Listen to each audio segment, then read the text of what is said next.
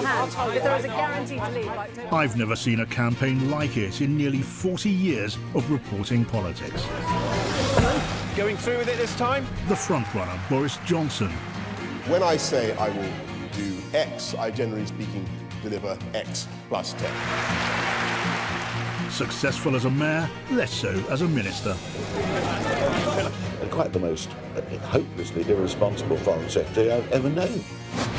And his rival, Jeremy Hunt. And that's what we've got to do. We've got to have a Prime Minister who binds everyone together so that we can do our historic mission. The former health secretary who took on the junior doctors. A man who was rigid, unyielding, narcissistic. We have our own armchair analysts to chew over their chances in the race to number 10. That was supposed to be a cast iron pledge. What's going on? That's a deliberately ambiguous word.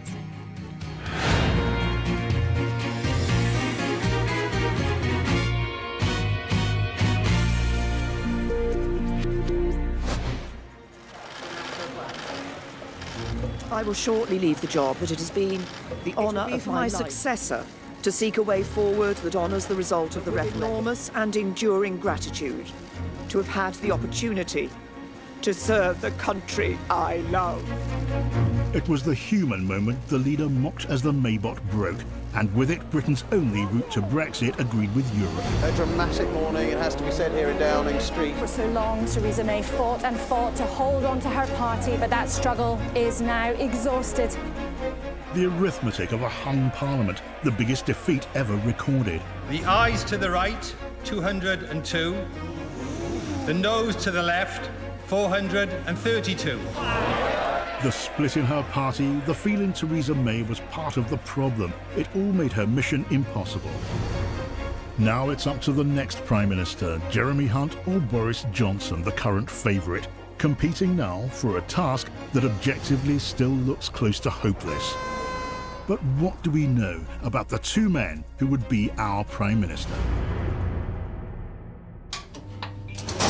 The Mayor of London, Boris Johnson, joins me now. Hello, you! Is it a farce? Absolutely not. The high dramas become laced with farce, fierce ambition, rivalry, and the stakes in the game? Only the UK's whole economic future and influence in the world.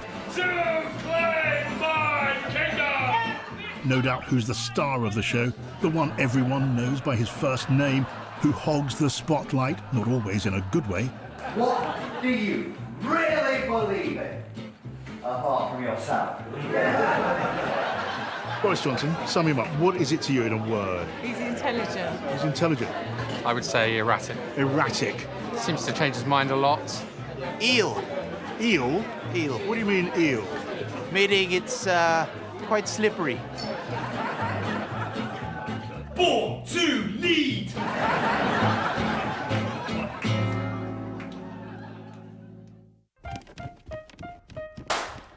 Boris Johnson had a privileged start and a stellar early career.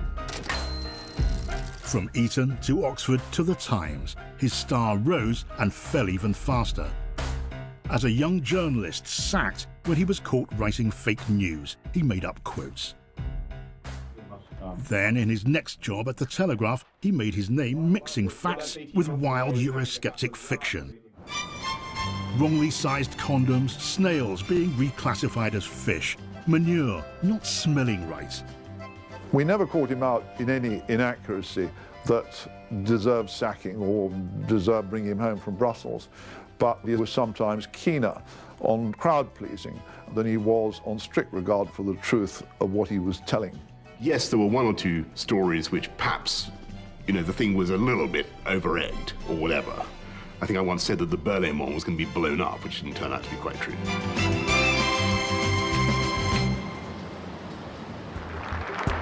I'm amazed and thrilled beyond my wildest dreams. As an MP, Mr. Johnson was again talent spotted, till once again it all went badly wrong.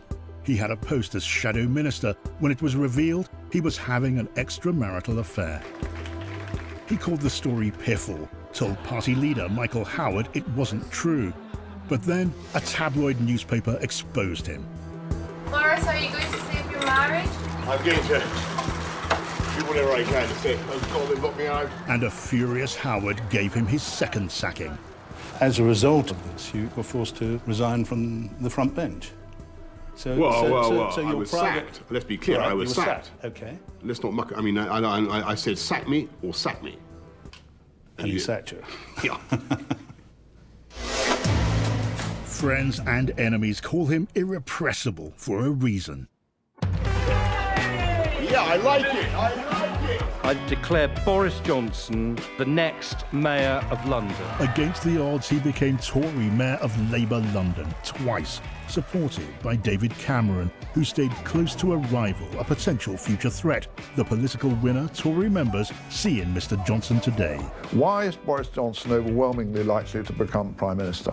Because more than any other politician in British life today, he's a genius at making an audience feel good. He is absolutely terrific at telling people what they want to hear. Happy birthday, by the way. He's got that quality that causes his believers to be prepared to overlook all the things people traditionally ask about. Is he truthful? Is he honest? Is he nice to his wife? None of that stuff matters somehow with Boris. Thank you very much. Good morning, everybody. Thank you.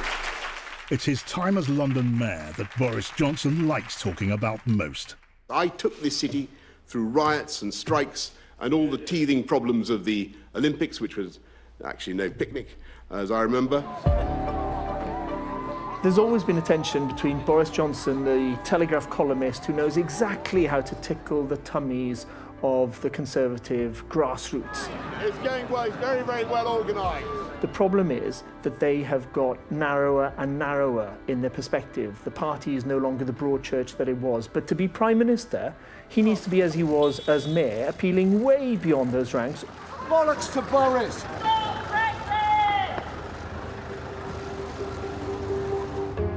There's one post Boris Johnson doesn't spend much time talking about. They've just made him Foreign Secretary. His appointment as Foreign Secretary in 2016 was greeted with incredulity at home and abroad.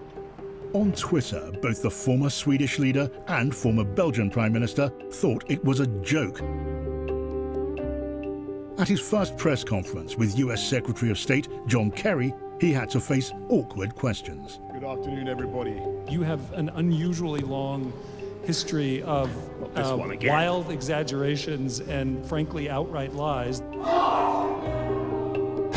John Kerry had to wince.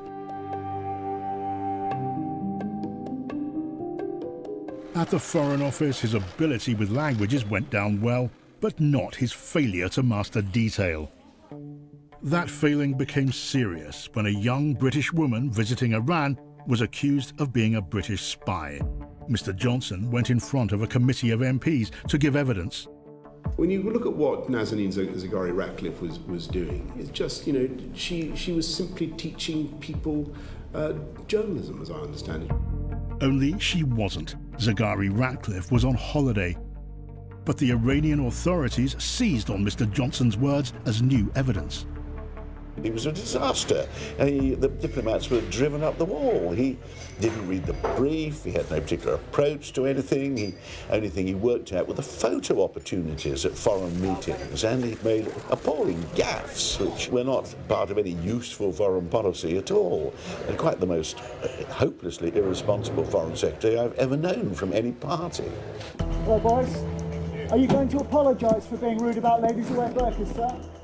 Not long after resigning as Foreign Secretary, Mr. Johnson wrote an article comparing Muslim women wearing the full veil to letterboxes and bank robbers. Challenged at his campaign launch, he said sorry, but not that he was wrong. Sometimes in the course of trying to get across what I genuinely think, I use phrases and language that have caused offence. Of course, I'm sorry for the offence that I have caused, but I will continue to speak as directly as I can, because that is what I think the British public want to hear. Thank you. Not that Johnson is saying very much at all. We were among many to be refused an interview. Carefully rationing his TV appearances and interviews may only have sharpened the media's appetite for stories like this. Police called in by a neighbour after a domestic row at the home that he shares with his new partner, and it all being unhelpfully leaked to The Guardian.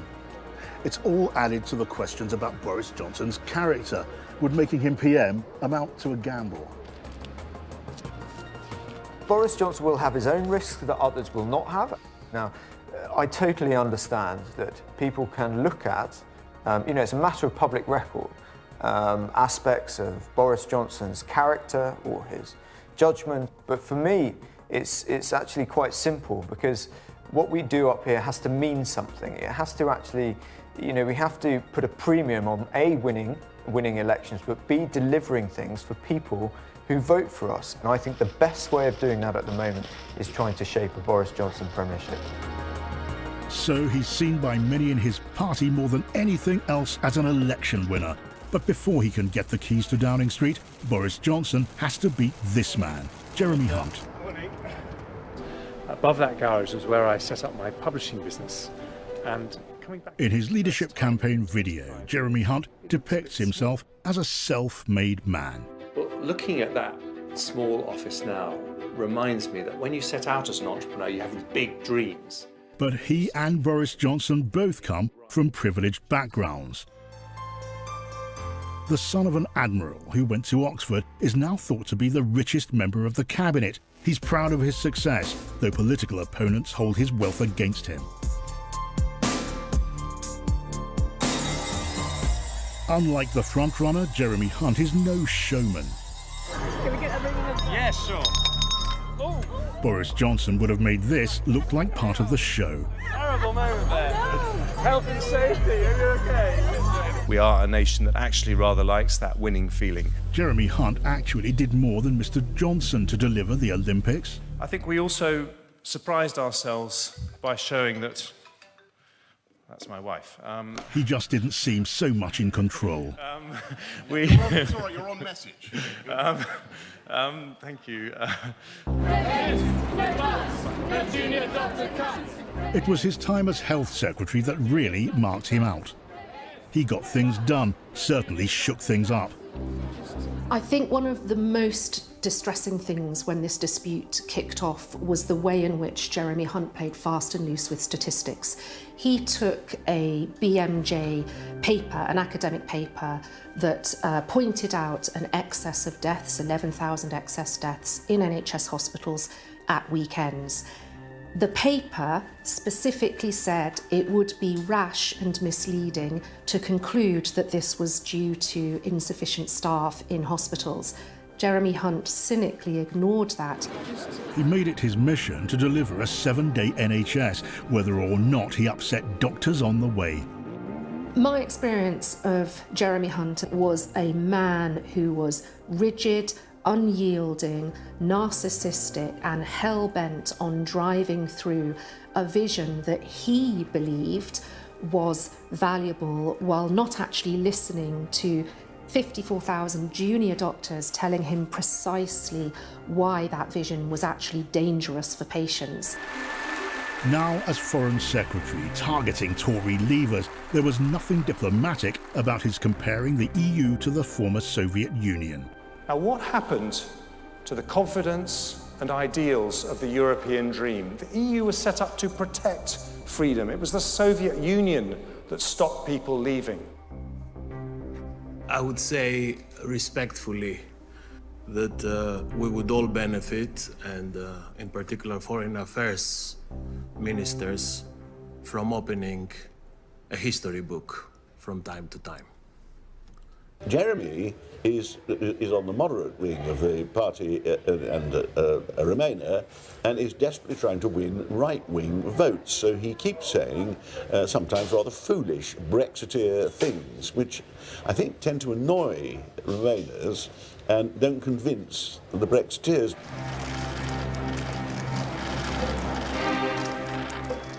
Brexit is the huge challenge facing the next Prime Minister. The government's position will be to recommend that Britain remains in a reformed European Union. Cameron and the Remainers hoped, maybe expected, that Boris Johnson would join them. But then... if I'm asked my views, and you've been kind enough to come in considerable numbers to ask my views, I will give my view. I will be advocating vote leave or whatever the team is called, because I want a better deal for the people of this country. To take back control. Thank you very much. Thank you very much. One of the biggest claims by Boris Johnson and the Leave side was how much Brexit could save the UK. We are being urged every week to send £350 million. That is the total sum that goes to Brussels, and it is spent by EU bureaucrats according to their whim. The claim has been dismissed as inaccurate, though that hasn't dimmed Mr. Johnson's enthusiasm for leaving. Hello, good morning. Hello. It's the theme of his campaign. If I get in, we'll come out deal or no deal on October the 31st. We'll do that. Thank you very much. But we've got to have the courage to tell the people of this country that we can do it if we really want to. And that's the only way, actually. And you're the only person that can do that.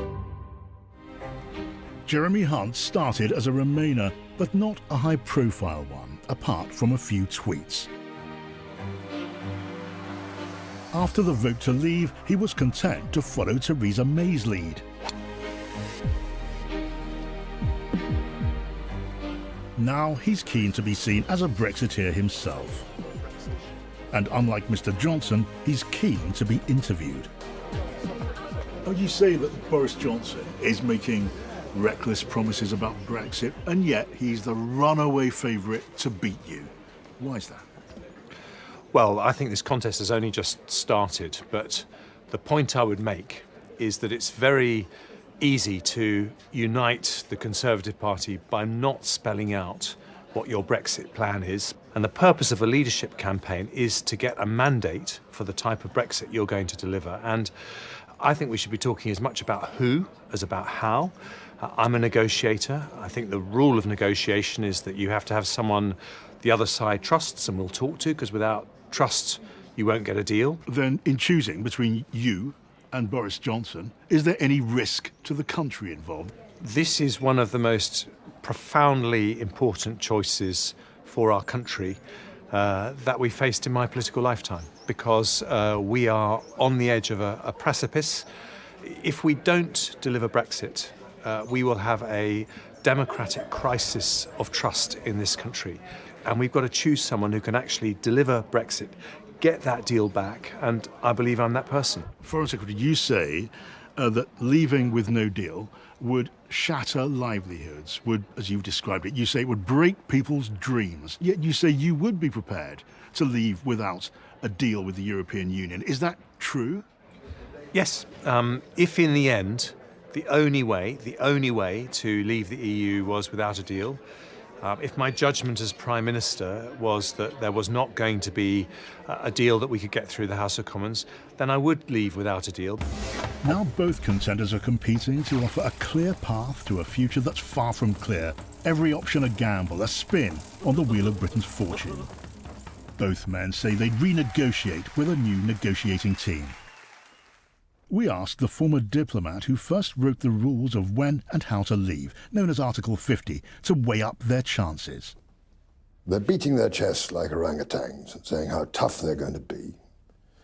But actually, it's not realistic. You can play with the political declaration, you can add some fine words to that, which aren't worth very much, but I don't think you can reopen the treaty, and therefore I find it very alarming. Jeremy Hunt says he'd consider delaying Brexit beyond the 31st of October in order to secure a better deal. I mean, these are unicorns, and they're back frolicking in the forest. Somebody's going to be very disappointed. There are being promises made in this contest for the leadership which are unfulfillable. Boris Johnson, meanwhile, has repeatedly said he'd leave on the 31st of October, deal or no deal.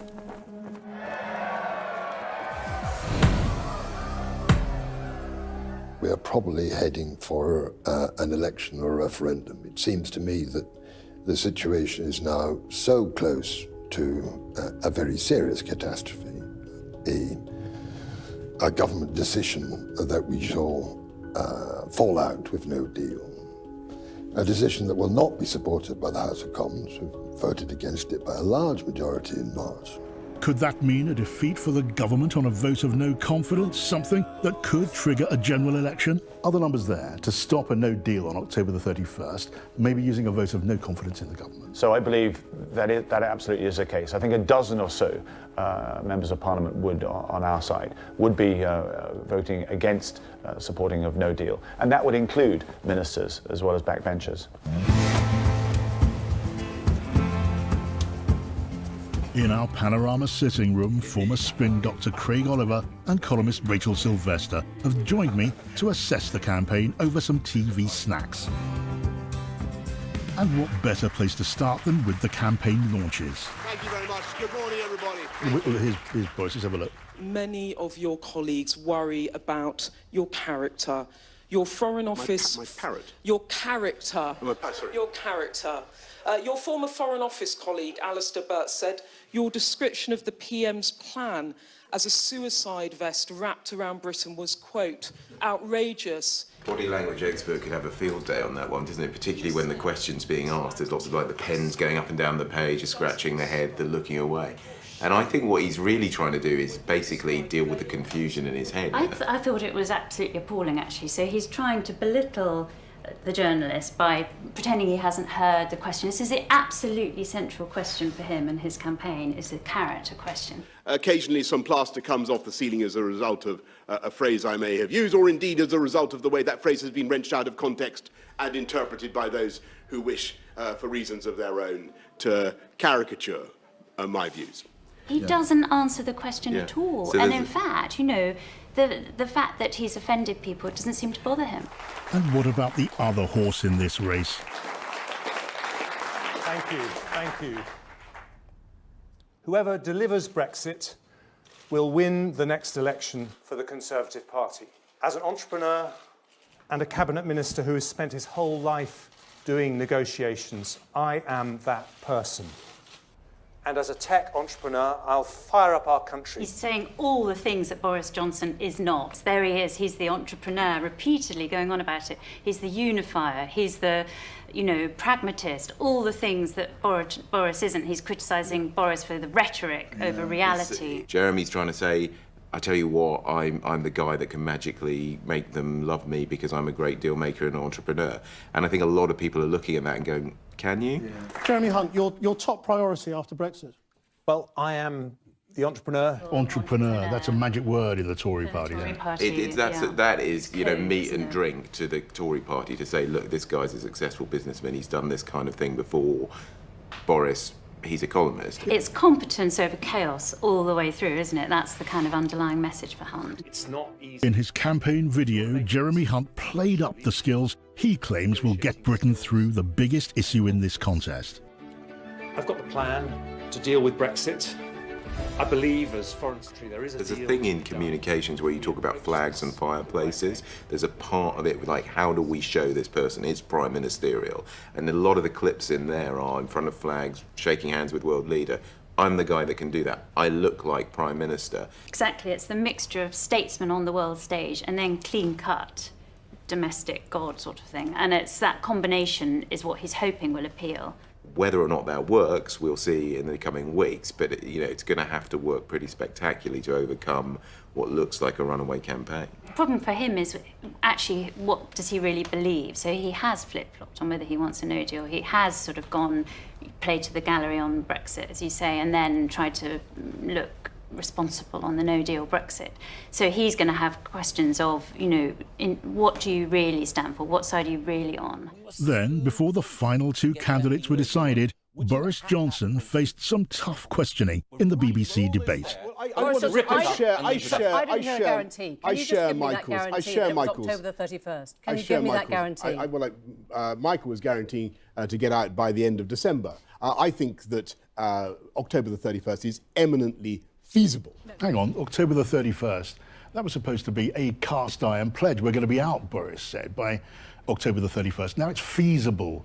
What's going on? That's a deliberately ambiguous word, I'd say. He's giving himself some wriggle room. There'd have been a huge amount of thought before going on air about that word, and he tried to drop it in quietly and move along. But it's a bit like trying to cross the Rubicon and hope nobody's really noticed. It's a big, dramatic move for them, but they're hoping that nobody will really pick up on it. Sorry, those words were yours. It would be perfectly okay, was what you said. However, it is very, very important, however, to prepare for that eventuality. But what's really going on here, I think, is that the volume's being turned down on Boris a lot. And Jeremy Hunt, he's desperate to get out of the box and be seen as interesting, not boring. Can you just raise your hand if there is a guarantee to leave by October 31st? Boris is sort of putting himself in a straitjacket, isn't he? And he's turning the volume down and he's just trying not to be Boris. But which is the real Boris? Is it the sort of liberal London Metropolitan Mayor Boris, or is it the dog whistle? I think he's both. I think he's a loud riot of contradictions, and there are elements of him that are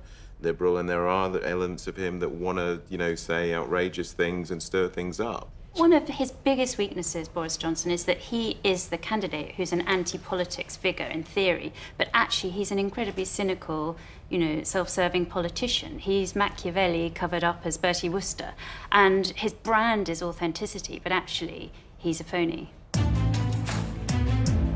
Back in the outside world, the world of Tory voters, they didn't agree. On the count of three, shout the name of the person who you want to be leader, okay? So, 3, 2, 1... Boris! What the Conservative Party needs is somebody who's a committed Brexiteer who will win back the confidence of the people who are falling off with Nigel Farage. But it also needs somebody who is a dyed-in-the-wool, one-nation Conservative who knows that we have to beat Jeremy Corbyn on the centre ground. That is Boris. It has always been a Conservative... Supporters may think Mr. Johnson's a winner, but what about in a general election? Polling guru Sir John Curtis has been predicting election results for over 30 years. He says it's a gamble.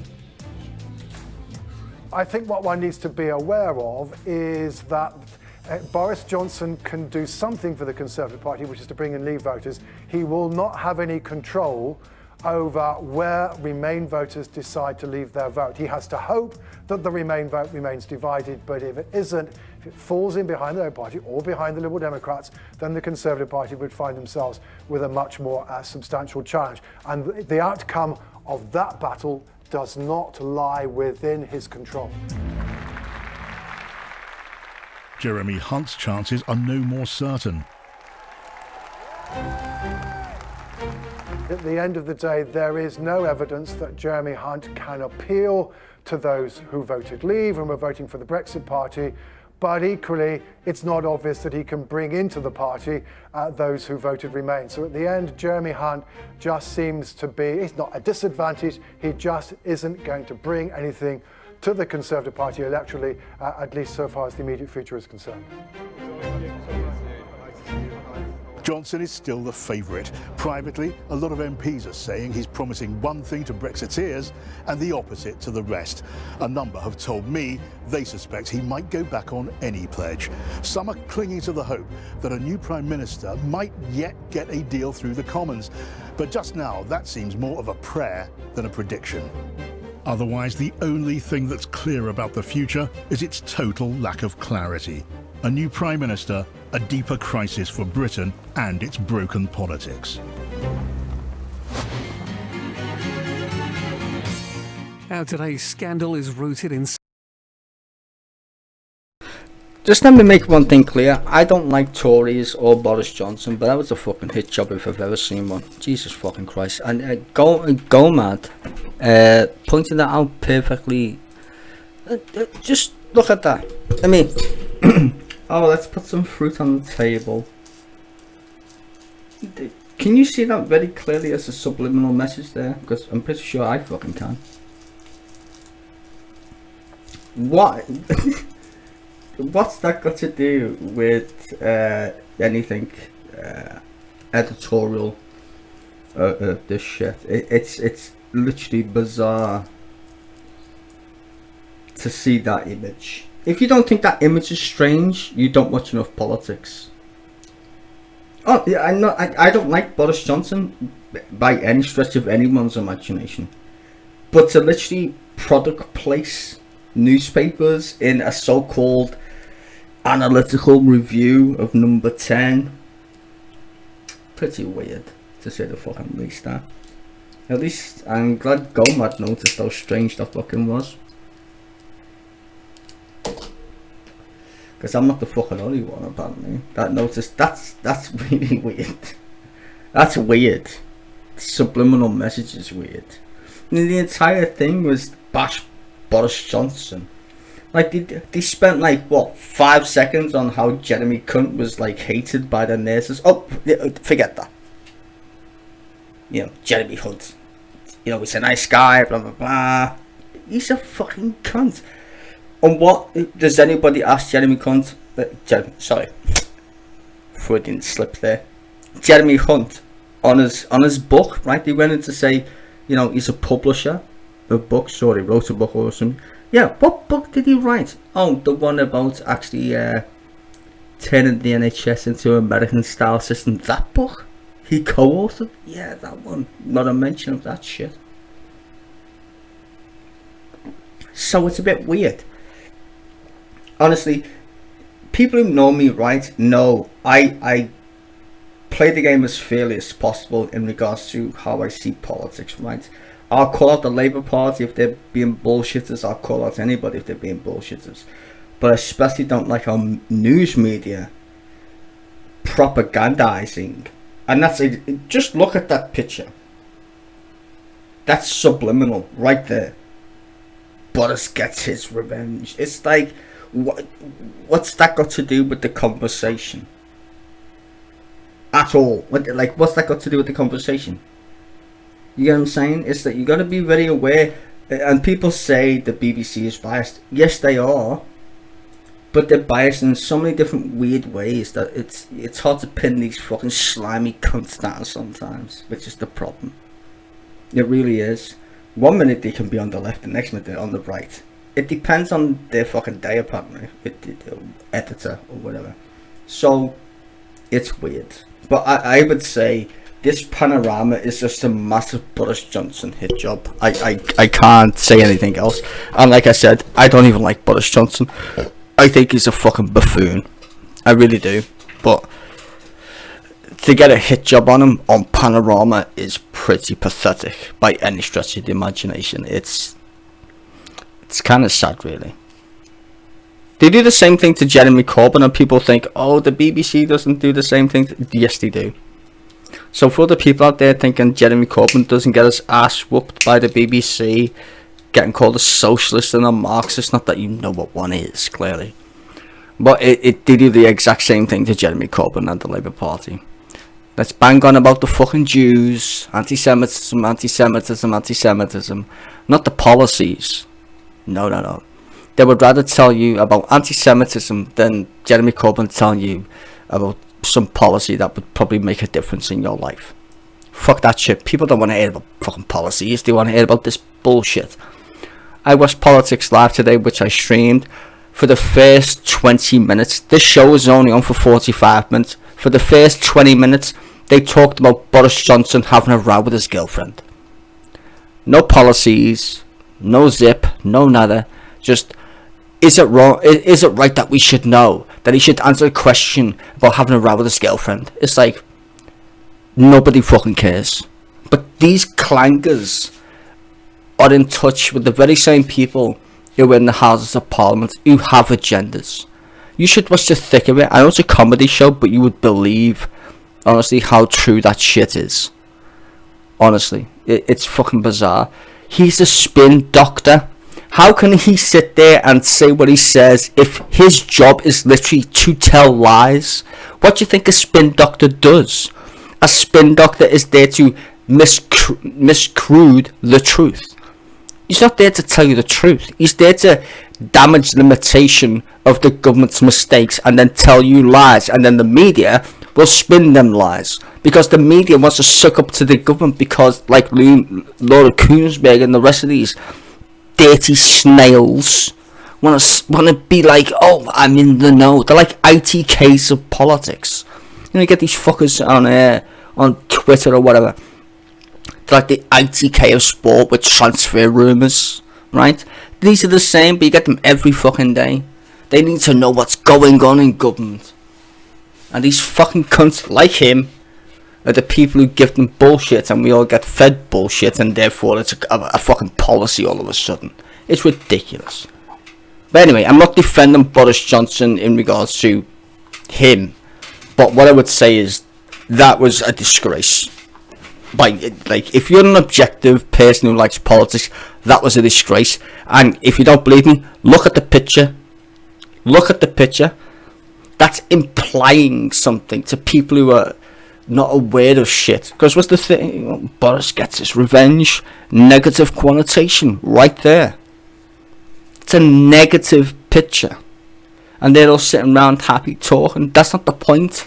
If you exclude them, but the fruit. Oh yeah, there's randomly fruit, and in big black and white letters, Boris gets his revenge. Bit weird.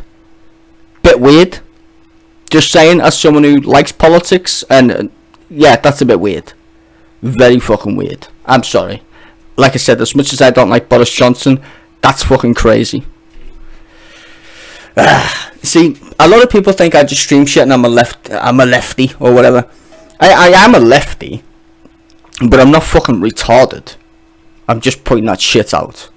You get what I'm saying? I'm not retarded in that regard of political madness. I would say anybody who watched Panorama with an objective mind would see that was a hit job. They spent most of the time talking about Boris fucking Johnson than they did about fucking Jeremy Cunt. It was all about Boris Johnson and you could have just called it Boris Johnson's race for number 10 instead of fucking the race for number 10. Jeremy Hunt was in there for about, 3 minutes? At least. Oh, he pissed off the nurses, and that's about it. Okay.